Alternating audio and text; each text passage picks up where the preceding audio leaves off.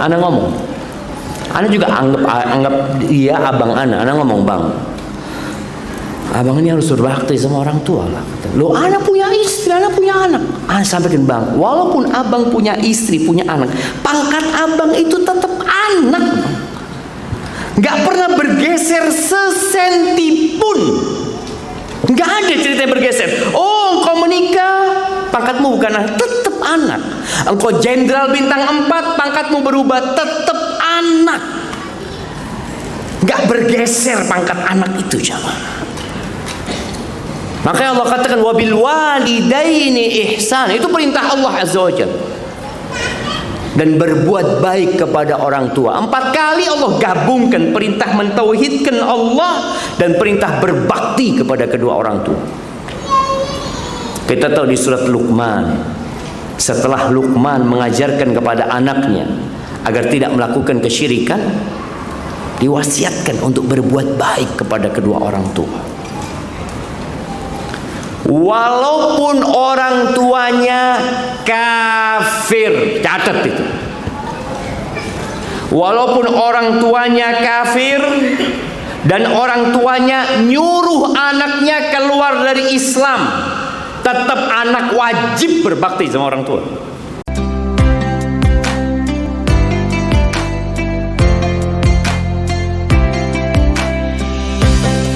Allah mengatakan wa ma khalaqtul jinna wal insa illa liya'budun. Tidaklah aku ciptakan bangsa jin dan manusia kecuali untuk beribadah kepada aku, mengabdi kepada Allah, mentauhidkan Allah Azza wa Jalla. Dan Allah turunkan Al-Quran sebagai petunjuk buat kita bagaimana kita mengabdi kepada Allah Azza wa Jalla. Allah Azza wa Jalla berfirman, wa'budullaha wa la tusyriku bihi syai'a wa bil walidaini ihsana. Di surat An-Nisa ayat 36 Allah mengatakan beribadahlah kalian kepada Allah. Oh, saya beribadah kepada Allah, tapi ingat kata Allah wala tusyriku bihi syai'an, jangan menyekutukan Allah dengan sesuatu apapun. Karena ada orang ahli ibadah tapi ternyata dia melakukan kesyirikan. Oh, saya haji Pak Ustaz, saya berangkat haji tahun ini, tahun kemarin saya berangkat haji, tahun sebelumnya saya berangkat haji, tahun sebelumnya saya berangkat haji, karena saya petugas haji. Karena antum tahu petugas haji itu berangkat tiap tahun, bukan karena kepingin berangkat haji, karena petugas sih gimana berangkat lagi. Tapi ketika orang berangkat haji, apakah dengan itu berarti dia selamat dari kesyirikan? Belum tentu. Makanya Allah katakan wa'budullah wa la tusyriku bihi syai'an. Dan itu makna la ilaha illallah. Engkau beribadah kepada Allah dan jangan menyekutukan Allah dengan sesuatu apapun. Ini perintah terbesar, terpenting, terutama, dan itu syarat masuk surga. Makanya dikatakan kesyirikan itu kezaliman yang nyata. Baik, setelah itu perintah apa yang kedua? Kata Allah wabil walidaini ihsana, berbuat baik kepada kedua orang tua. Ya, bicara surga yang tersembunyi jemaah, orang tua kita sebenarnya. Nabi alaihi salatu wasallam mengatakan al-walid, ini hadis Abu Dzar atau Abu Darda, ana lupa. Ketika ada seorang yang dia mengatakan, ibuku nyuruh aku menceraikan istriku. Siapa yang disuruh cerai sama orang tuanya? Ada? Masya Allah, ada jemaah. Mana hadiahnya jemaah? Roti paling enggak antum hasil hadiah itu. Iya, ada orang tua yang nyuruh menceraikan anaknya. Mungkin dia sakit hati sama menantunya, mungkin dia melihat anaknya setelah menikah berubah. Berapa banyak orang tua itu yang tidak ingin anaknya cepat menikah karena dia takut saat anak-anak kok menikah, nih anak saat berbakti aja belum saat. Dia belum pernah berbakti, Ustaz. Dia mondok, kami yang biayain. Dia kuliah, kami yang biayain. Tahu-tahu dia mau menikah, kami juga yang biayain. Kapan dia berbakti, Ustaz? Ada yang seperti itu. Orang tua kepingin, coba tunjukkan kebaktianmu. Tapi kadang-kala anak ini mengatakan, Ustaz, anak kalau nggak menikah, anak takut, Ustaz. Walhamdulillah lo kasih rezeki sama orang tua anak. Maka bagaimana antum memastikan kepada orang tua antum akan tetap berbakti setelah menikah? Nggak ada ceritanya sudah menikah, oh saya punya istri. Karena ada seorang ayah yang dia menangis di hadapan anak. Dia mengatakan, ya dia sudah anak anggap orang tua anak. Dia mengatakan Syafiq, dia panggil anak Syafiq. Syafiq, dia punya abang tuh. Kayaknya durhaka sekarang sama bapak, kata dia. Nangis dia cerita, anak ngomong. Anak juga anggap dia abang anak. Anak ngomong, bang, abang ini harus berbakti sama orang tua lah. Loh, anak punya istri, anak punya anak. Anak sampaikan, bang, walaupun abang punya istri, punya anak, pangkat abang itu tetap anak, bang. Gak pernah bergeser sesenti pun. Gak ada cerita bergeser. Oh, engkau menikah, pangkatmu bukan anak, tetap anak. Engkau jenderal bintang 4, pangkatmu berubah, tetap anak. Gak bergeser pangkat anak itu, jamaah. Makanya Allah katakan wabil walidaini ihsan. Itu perintah Allah Azza wa Jalla.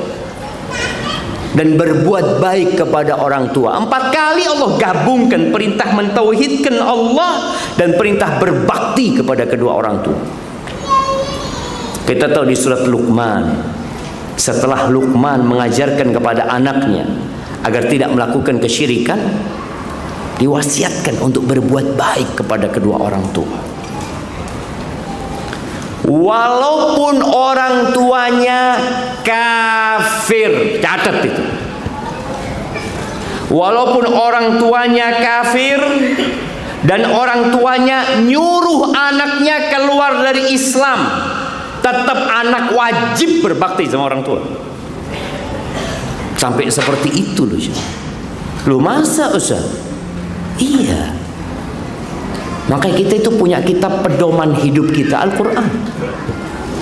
Allah katakan, wa in jahadaka ala an tusyrika bi ma laysa laka bihi ilmun fala tuti'huma.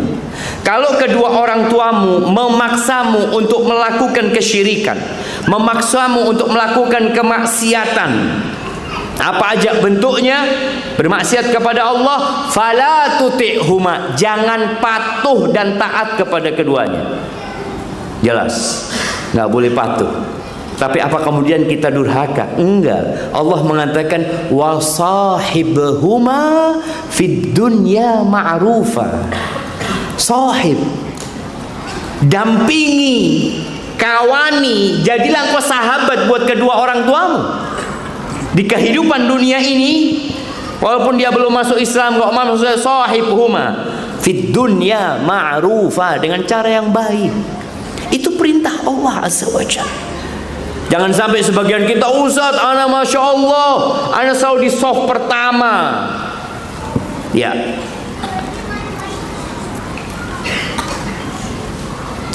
ada yang terputus tadi cerita aja. Anak yang disuruh menceraikan istrinya. Dia tanya kepada Abu Darda, kalau nggak salah hadisnya. Dia ngomong, ibuku nyuruh aku menceraikan istriku. Kata sahabat ini, aku nggak nyuruh engkau menceraikan, dan aku juga nggak menyuruh engkau mempertahankan. Tapi aku dengar Nabi SAW mengatakan, al-walid awsatu abwabil jannah. Orang tua itu pintu surga yang paling indah. Ada 8 pintu surga, jam. Yang paling indah al-walid, orang tua.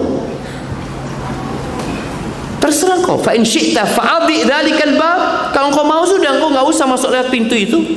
Atau kalau kau mau, kau jaga itu pintu. Maka di sini tadi Anda sebutkan, ada orang yang rajin sholat, soft pertama, Masya Allah, dia rajin sodako, rajin berbakti. Tapi ingat, kalau kau durhaka sama orang tua, la yadkhulul jannata 'aq. Nggak masuk surga orang yang durhaka, nggak masuk surga.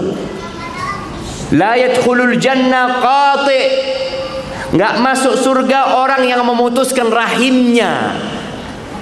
Oh, kau orang baik tapi kau memutuskan rahimmu, ada vonis buat dirimu. Kau nggak usah bingung-bingung, aku kira-kira masuk surga. Enggak. Nabi sudah mengatakan la yadkhulul jannah, kecuali diampuni sama Allah. Tapi ada vonis, la yadkhulul jannah, nggak masuk surga. Maka suatu hari Nabi alaihi salatu wassalam, beliau menaiki mimbarnya. Kita sering dengar hadis ini. Kita dengar hadis ini biasanya di bulan Ramadan. Beliau di setiap anak tangga itu mengatakan amin. Naik lagi amin. Naik lagi amin. Maka para sahabat bertanya-tanya, ya Rasulullah, apa yang engkau aminkan? Apa? Kata Nabi alaihi salatu wasallam, lamma raqaitu darajatal ula,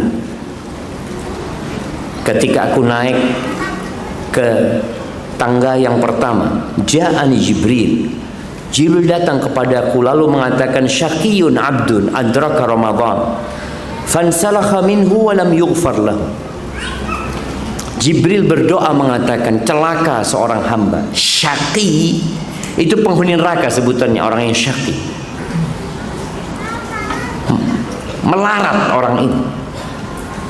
Dia hidup di bulan Ramadan, dapat full Ramadan, selesai Ramadan dosa-dosanya nggak diampuni. Syaqi orang ini. Thumma qala syaqiyun abdun adraka walidayh, sengsaralah seorang hamba yang mendapati kedua orang tuanya masih hidup, au ahadahuma, atau salah satu dari keduanya. Falam yudkhilahul jannah, ternyata nggak bisa memasukkan dia ke surga. Artinya di rumah antum ada pintu surga, nggak bisa bikin antum masuk surga. Antum mau masuk dari pintu mana? Oh, ana mau rajin sholat, ana mau rajin sodako, ana mau masuk dari pintu sodako. Sodako yang paling indah buat orang tuamu. Artinya pemberian yang paling indah itu buat kedua orang tuamu. Ada anak yang sakit hati sama orang tuanya. Wajarlah anak sakit hati sama orang tua, ada. Ana bertemu dengan seorang wanita, dia datang bersama suaminya. Kita Ustaz, abah anak itu zalim banget sama ibu ana Ustaz. KDRT. Akhirnya ibu pisah sama bapak. Ibu pisah sama bapak, anak kelas 2, kakaknya kelas 6, perempuan. Udah, bapak nggak pernah ngurusin kita Ustaz. Ibu anak kerja, jadi ART, apa aja dikerjakan. Tapi subhanallah ibu anak itu nggak pernah ninggalkan sholat malam Ustaz, kata dia. Sampai anak-anaknya sukses, Masya Allah.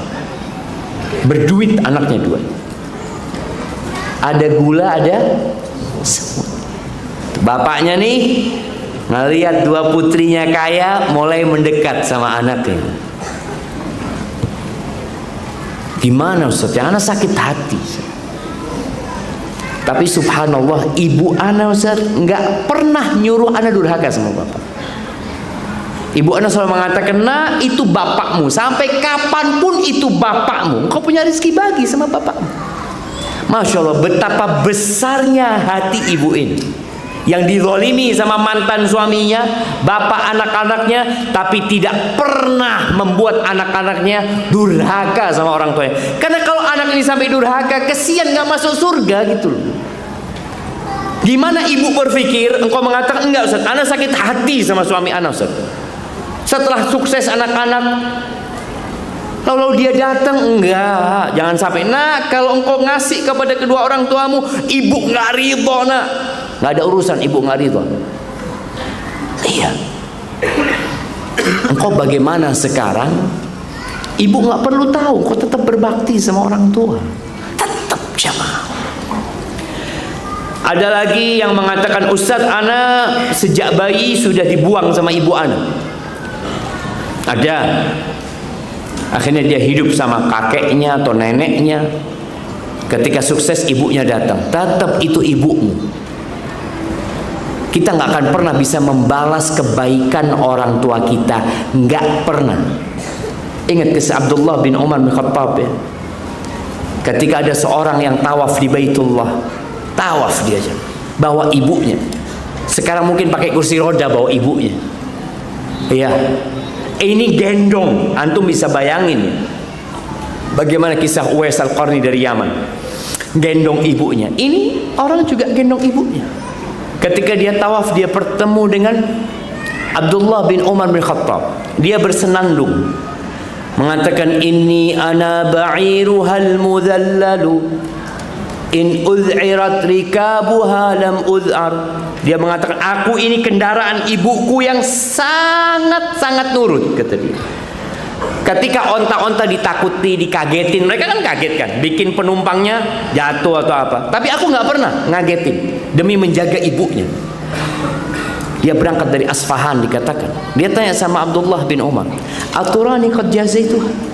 Menurutmu kira-kira aku sudah balas nggak kebaikan ibuku? Anak merasa sudah berbakti sama orang. Jadi pada titik antum merasa sudah berbakti, ketahuilah antum belum berbakti. Ketika antum sudah puas dengan kebaktian antum kepada orang tua, ketahuilah antum belum berbakti. Itu bukti antum belum berbakti. Ini dia merasa sudah, aku yang gendong ibuku, aku bawa ibuku. Kira-kira aku udah balas nggak kebaikan ibu? Kata Abdullah bin Umar, dah.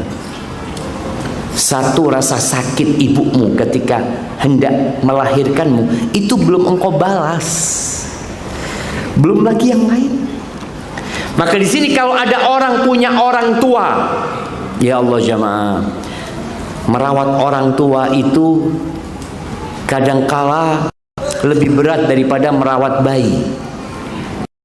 Orang tua yang sudah sepuh, yang kadangkala keinginannya kita nggak, itu macam-macam. Allah Azza wa Jalla mengatakan, wa qadha rabbul lahum uffilan karima. Ya Allah, kata Allah setelah memerintahkan untuk mentauhidkan Allah, kata Allah, imma yablughanna 'indakal kibara ahaduhuma aw kilahuma fala taqul lahumā. Kita nggak berani sama orang tua kita. Kita butuh sama orang tua kita. Butuh sama kita jadi berani. Kau butuh sama orang tua. Di situ Allah ingatkan. Posisi inilah yang Allah ingatkan. Jangan mengatakan uff. Gimana kata-kata yang mulia? Kata-kata yang susunannya indah. Kemudian intonasi menyampaikannya penuh pengagungan dan penghormatan. Orang tua tahu jemaah. Ya kita lah tahu bagaimana orang itu ngomong menghormati kita dengan orang itu ngomong tidak menghormati kita. Contoh nih, umpamanya, ayo tafadhal makan. Fadhal. Ini kan menandakan dia menghormati. Ayo tafadhal makan. Fadhal makan. Sama, kata-katanya sama. Tapi cara menyampaikannya berbeda. Kadang-kala anak ini sakit hati sama orang tua ngomong, iya. Antum sudah durhaka sama orang tua. Wallahi jamaah, itu pintu surga. Makanya terkadang kita lupa. Maka kata Nabi SAW, bagaimana nih orang yang dikatakan syaqi, orang tuanya ada, nih pintu surga, dia yang membesarkanmu. Engkau bisa ada karena mereka. Seharusnya engkau berbakti, tapi ternyata engkau nggak berbakti. Dan yang ketiga, ketika Nabi naik mimbar lagi, Jibril mengatakan, syaqiyun abdun dzukirtu indahu wa lam yusalli alaik. Celaka seorang hamba, dzukirta indahu, yang dirimu disebutkan di sisi, yakni Nabi kita Muhammad SAW. Nabi kita Muhammad sallallahu alaihi wasallam. Antum kalau dengar Nabi Muhammad sallallahu alaihi wasallam disebut, dengar Nabi kita disebut, antum jangan cuma ya. Antum masuk dalam hadis ini syaqi. Antum enggak bersolat kepada Nabi sallallahu alaihi wasallam. Padahal kalau kita sekali bersolat buat Nabi alaihi salatu wassalam, sallallahu alaihi biha asyra. Allah bersalawat buat antum 10 kali. Gimana nih orang dikasih fadilah tapi dia malah diem? Allahumma salli wa sallim ala nabiyyina Muhammad. Ahibati fillah, Muawiyah As-Sulami radhiyallahu taala anhu, dia berkata, ataitun nabiyya sallallahu alaihi wasallam. Pernah suatu hari aku mendatangi Nabi alaihi salatu wassalam. Faqultu ya Rasulullah, inni uridul jihad fi sabilillah. Tadi di awal kita bicara jihad, dzirwatu sanamil Islam, yang pahalanya udah nggak bisa dibayangin. Seorang mujahid kalau mati syahid itu, oh dengan awal tetesan darah dia diampun. Dinikahkan dengan berapa bidadari? Berapa bidadari ya? 10, kurang banyak lah. 72 bidadari ya. Masya Allah. Ini orang datang kepada Nabi, ya Rasulullah, ini uridul jihad fi sabilillah. Aku mau ikut perang. Apa kata Nabi SAW? Hal ummuka hayya? Ibumu masih hidup? Ibumu masih hidup? Qultu na'am, iya masih hidup. Apa kata Nabi SAW? Ilzam rijlaha, engkau tetap di kaki ibumu, jangan kemana-mana. Fathammal jannah, di situ surga. Engkau kan jihad kepingin surga kan? Lalu di situ ada surga. Makanya kadang-kala orang di depannya surga, dia berangkat ke tempat yang jauh. Jadi ada orang kalau ditanya, mana kupingmu? Ini Ustaz. Ada orang ruwet, jangan. Jadi kalau kepingin tahu orang ruwet itu, boleh kayak gitu. Padahal kupingnya inilah, kenapa untuk di sini? Enggak, supaya ada olahraga dikit. Fasammal, di situ ada surga. Jadi berbakti kepada orang tua ini, subhanallah. Ketika Nabi alaihi salatu wasallam ditanya amalan apa yang paling mulia, as-salatu ala waqtiha, salat tepat waktu. Qultu tsumma ai, kemudian apa? Berbakti kepada orang tua. Kemudian apa? Berjihad di jalan Allah azza wa jalla. Jadi berbakti kepada orang tua ini sedang mengharap surga Allah azza wa jalla. Dan kata Nabi alaihi salatu wassalam, ridallah fi ridal walid, keridhaan Allah bergantung dengan keridhaan orang tua. Dan kemurkaan Allah bergantung dengan kemurkaan orang tua. Para orang tua, tolong ya, jangan pernah mendoakan keburukan buat anaknya. Karena yang akan menderita antum sendiri. Iya. Jangan pernah mendoakan keburukan kepada diri sendiri, kepada anak, kepada kendaraan. Jangan. Takut di situ waktu mustajab dikabulkan sama Allah SWT. Berapa banyak cerita orang tua yang sakit hati sama anaknya kemudian melaknat anaknya. Ada seorang anak SMA dia udah lulus, dia kepingin malam-malam jalan-jalan sama sohib-sohibnya naik mobil. Kata ayahnya jangan. Akhirnya dia merayu ibunya. Nih ibu, para ibu tolong ya. Ketika ayah mengatakan tidak, maka engkau juga harus mengatakan tidak. Jangan ayah mengatakan tidak, ibu iya. Nih ibu mengatakan kepada anaknya, nanti aku rayu bapakmu. Akhirnya 2 orang yang merayu bapak, si ibu sama si anak. Kata bapak, ini kuncinya. Berangkat engkau, semoga nggak balik engkau. Dan betul, jam 12 malam anaknya belum balik. Bingung orang tua. Dicari, berangkat ke kepolisian, betul kecelakaan.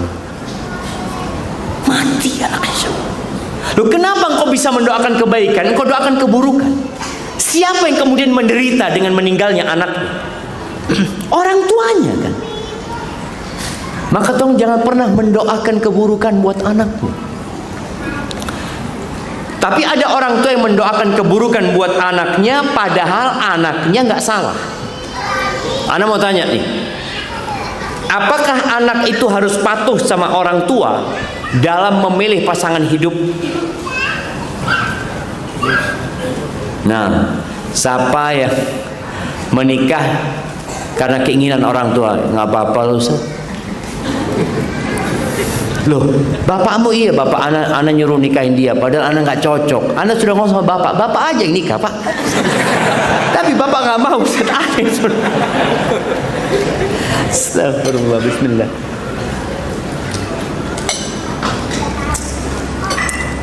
Alhamdulillah. Jadi ada kondisi-kondisi yang anak nggak wajib nurut sama orang tua. Dimana kalau dia nggak nurut sebenarnya nggak ada masalah sama orang tua, karena ini urusan dia. Yang mau jalanin hidup siapa? Nur dia. Maka di masa Nabi SAW, ketika ada seorang wanita yang menggugat orang tuanya, dia datang kepada Rasul SAW. Ya Rasulullah, inna abi zawwajani. Bapakku menikahkan aku dengan sepupunya dan aku nggak ridho, kata dia. Tanpa persetujuanku, kata dia. Dipanggil bapaknya. Kok gimana nikahkan dia? Tanpa persetujuan dia, kata dia. Maka Nabi mengatakan, jangan paksa putri-putri kalian menikah dengan orang yang tidak dia sukai. Nabi tidak mengatakan kepada wanita ini sallallahu alaihi wasallam, oh engkau jangan durhaka sama orang tua, nurut sama orang tua. Enggak. Orang tua yang juga harus tahu diri dengan kondisi anaknya. Kecuali anaknya mau nikah dengan orang yang tidak benar. Tapi terkadang orang tua juga harus berpikir, kalau ada seorang anak perempuan kemudian dia ngomong sama orang tuanya, aku mau nikah dengan non muslim, apa yang dilakukan orang tua? Tidak menikahkan, kan? Iya. Dia kasih nasihat anaknya. Tapi kalau anaknya maksa, dinikahkan apa tidak? Pilihannya dua. Anak itu tidak dinikahkan, atau yang kedua anaknya murtad. Mana yang dipilih sama orang tua? Gimana? Jangan ngomong tidak dua-duanya. Ada dua mudarat. Yang satu lebih besar daripada yang satunya. Kan ada banyak kan orang-orang muslimah yang nikah dengan non muslim tapi tetap muslimah dia. Tetap muslimah. Padahal pernikahannya tidak sah sebenarnya. Walaupun dinikahkan pernikahannya tidak sah. Tapi itu lebih menyelamatkan daripada anaknya murtad nanti. Hilang dari keluarga. Dia mau, oh kalau bapak nggak mau nikahkan, sudah aku mau pindah agama. Pindah agama dia cuman. Maka perlu diperhatikan orang tua. Kita punya kewajiban untuk mendidik anak-anak kita sebagaimana kita ingin anak-anak kita berbakti kepada kedua orang tuanya. Ahibati fillah, dalam agama kita tidak ada hari ibu, ada hari bapak.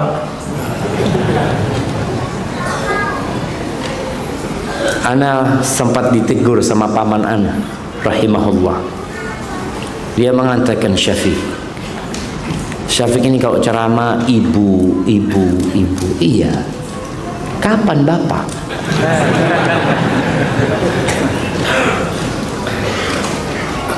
Orang yang paling tertekan dalam hidup kita itu bapak. Makanya nasihat anak kepada emak-emak ya, kalau suaminya datang itu sambutlah suami. Dia di tempat kerjanya, mungkin dia dimaki, mungkin dia dikasih tugas-tugas yang berat yang engkau nggak tahu.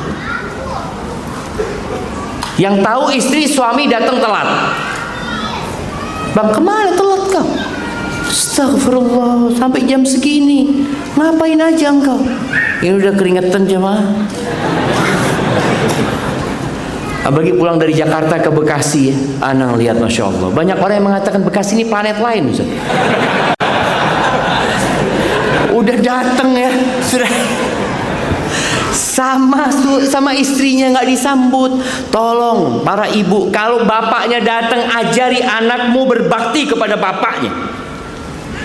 Sampaikan kepada, nak engkau sambut bapakmu, nak engkau senyum buat bapakmu. Bapakmu ini capek nak buat engkau. Bukan malah ibu ini ngomong sama anaknya, ribain bapaknya. Kan ada mak-mak, aduh bapakmu ini nggak tahu kerjanya apa, ini itu, fulus sedikit. Iya, si anak ini jadi benci sama bapaknya. Iya mak ya, emak nemu di mana bapak waktu itu? Ditanyain sama anaknya. Astagfirullahaladzim. Maka ingat, nggak ada hari ibu, nggak ada hari bapak, karena semua hari itu buat bapak dan ibu. Oke, tadi kita sebutkan bahwa wanita ini capek melahirkan anak. Tapi tahu nggak beban seorang ayah ketika istrinya mau melahirkan? Dia berpikir ya, dapat fulus dari mana buat lahir? Dia kerja, dia mungkin lembur. Istri nggak tahu dia kerja ini kerja itu. Karena sebagian orang itu memang rizkinya sudah ditakar. Beda sama orang yang malas. Tapi ada orang-orang yang memang Allah yabsutu rizqa liman yasha wa yaqdir. Ada orang yang Allah luaskan rizkinya, ada orang yang segitu rizkinya memang. Sampai ada seorang laki-laki ketika dia mengantar istrinya bersalin, dia ini bingung, nggak punya biaya untuk lahiran. Dia ngelihat di depan klinik itu ada motor, dia curi itu motor. Tapi karena dia bukan pencuri, ya nggak bisa dia nyuri jamaah, ketangkep dia.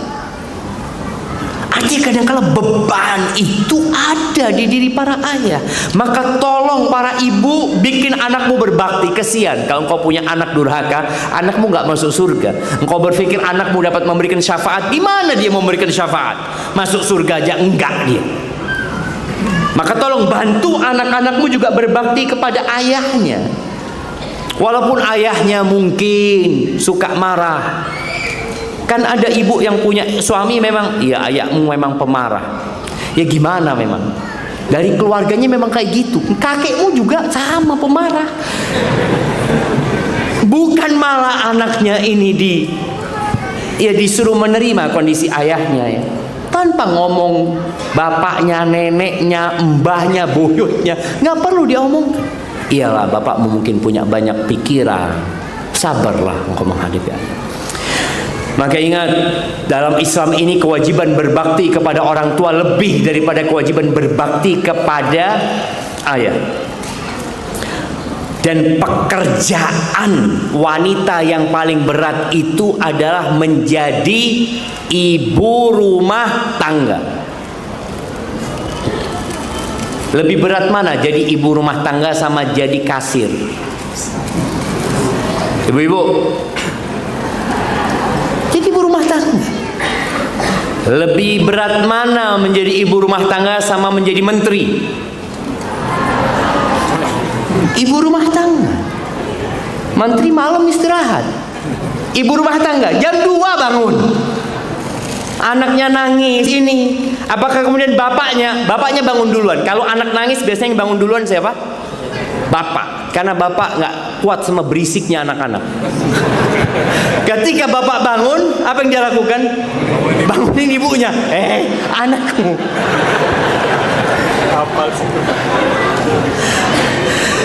Iya, artinya ibu rumah tangga, sang bapak, aku capek bekerja loh. Bang, engkau kerja, ada istirahatnya bang. Iya, kita sebagai seorang anak, sebagai dosen, pulang istirahat. Tapi istri nggak ada istirahat. Habis maghrib ngajarin anaknya, habis isya mungkin nyuapin anaknya, sebelum tidur cerita sama anaknya.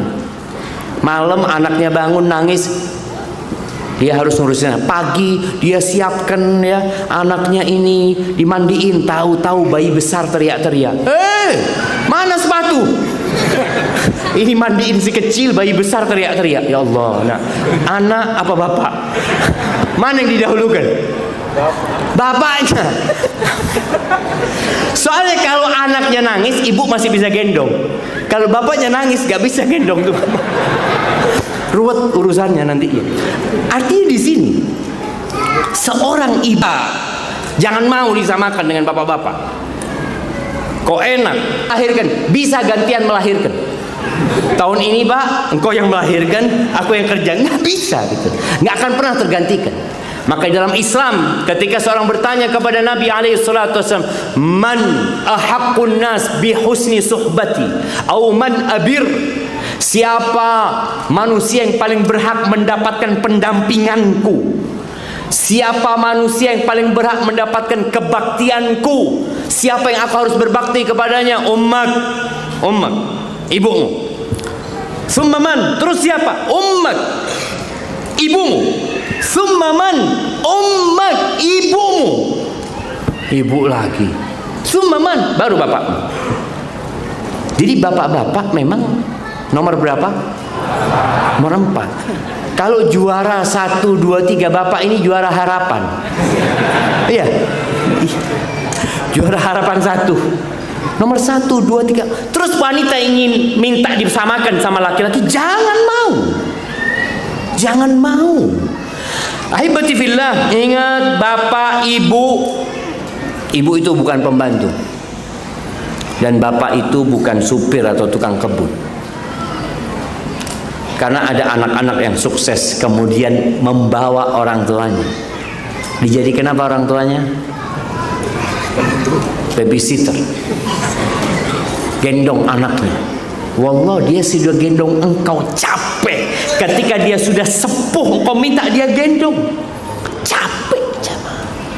Anda ingat ayah anak cerita? Ya dulu. Maka ingat, orang tua kita itu bukan supir, bukan tukang kebun, ibu kita bukan babysitter, bukan pembantu. Jadi ketika orang tua kita sudah sepuh, jangan kita membebani mereka. Anak ingat tadi anak ceritakan, orang tua anak cerita, ya dulu lah ketika dia belum paham, belum mengerti, ketika muda-muda. Dia bersama saudara-saudaranya mau keluar lah, punya acara. Ini anak dititipkan ke neneknya. Semua udah punya anak nih. Satu saudara 10 mereka. Punya anak dititipkan ke neneknya. Neneknya kan dititipin cucunya, oh nggak apa-apa, sini. Ketemu sama kakek anak. Dipanggil anak, kemana, sini katanya. Mau jalan-jalan, mau ada acara ini itu. Oh, bawa nih hasil karya kalian, bawa semuanya. Ibu ini udah capek besarkan engkau, titipin cucunya lagi, bawa semuanya kata dia. Betul jamaah. Cuma yang namanya nenek, karena dia merasa hidup sama anaknya, ikut sama anaknya, dia kadang-kadang mengikuti semua keinginan anaknya. Kita yang harus paham. Jangan. Ya kalau dia mau gendong anak kita, fadhol, tapi jangan disuruh gendong anak kita. Kadang-kala pakai selendang ya, dia gendong dengan miring-miring, ya Allah. Ahibati fillah. Ada banyak amal soleh di 10 awal Dzulhijjah ini. Kita tinggal milih ya. Tapi ingat, berbakti kepada orang tua hendaklah menjadi salah satu yang kita harus lakukan.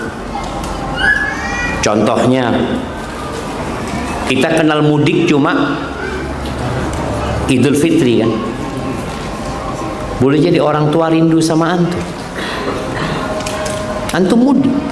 Ya berbakti sama orang tua nggak harus mudik. Tapi kadang-kadang dia cuma ingin melihat anaknya. Ada seorang ustadz di Jakarta, hafizahullah ta'ala. Ibunya kadang-kala telepon sama dia. Dia telepon, nak, Umi kok kangen ya sama kau, nak ya? Ya Allah, Mi, ini. Dari Jawa Timur nih, jemaah. Subuh sudah ada di rumahnya dia. Assalamualaikum ya tadi. Kita ini nggak merasakan ya kerinduan orang tua ketemu sama anaknya itu. Ya Allah, senangnya. Hanya ketemu sebentar kemudian pergi, nggak ada masalah. Hanya ketemu sebentar. Antum 9 bulan di perutnya ibu. Antum disusui 2 tahun. Ibu kita yang ngajarin kita berbicara. Ibu kita yang ngajarin kita berdiri. Ibu kita yang ngajarin kita berjalan. Ibu kita yang ngajarin kita membaca. Ibu kita yang mengajari semua kita bisa, itu ibu kita gitu. Terus antum sibuk bekerja, cari duit. Nggak ada selesainya cari duit, cuman. Nggak ada selesainya. Maka ini kesempatan 10 awal Dzulhijjah, di antara amal soleh berbakti sama orang tua. Engkau punya kelebihan rizki, bagi buat orang tua. Berikan kesenangan buat orang tua sebagai bentuk kebaktian kita. Sa'id ibn Amir, dia cerita tentang dia sama saudaranya. Ketika ibunya kurang sehat ya, biasanya anak-anak kan pada pulang. Ini Sa'id bin Amir mengatakan, bata akhi Umar yusalli. Ketika itu saudaraku sholat malam. Aku mijetin ibu. Dia mengatakan, dan aku nggak ingin malamku diganti dengan malam dia. Karena dia tahu setelah tauhid itu berbakti sama orang tua, bukan sholat malam, berbakti sama orang tua. Kita tahu bagaimana cerita Juraij ketika dipanggil sama emaknya, ya Juraij, lagi sholat di Juraij. Kata Juraij, ummi am sholati, aku sholat terus apa berangkat ke ibuku. Panggil lagi, ya Juraij. Dia berpikir ibuku atau sholatku, sampai 3 kali. Akhirnya Juraij berpikir, oh sholatlah. Ternyata salah dia. Seharusnya ibunya aja. Kebanyakan orang-orang di sini merantau. Ya, kalau ibumu minta engkau pulang-pulang. Orang yang berbakti sama orang tua, insya Allah doanya mustajab, rizkinya berkah. Dan buat para istri, bantu suamimu berbakti sama orang tuanya. Ya memang istri nggak ada kewajiban berbakti kepada mertua, nggak ada. Menantu itu nggak ada kewajiban berbakti kepada mertua. Yang ada anak punya kewajiban berbakti kepada orang tuanya. Tapi bagaimana seorang istri membantu suaminya berbakti agar suaminya mendapatkan ridho orang tuanya dan Allah akan ridho kepada rumah tangganya. Itu yang perlu dipikirkan oleh para istri.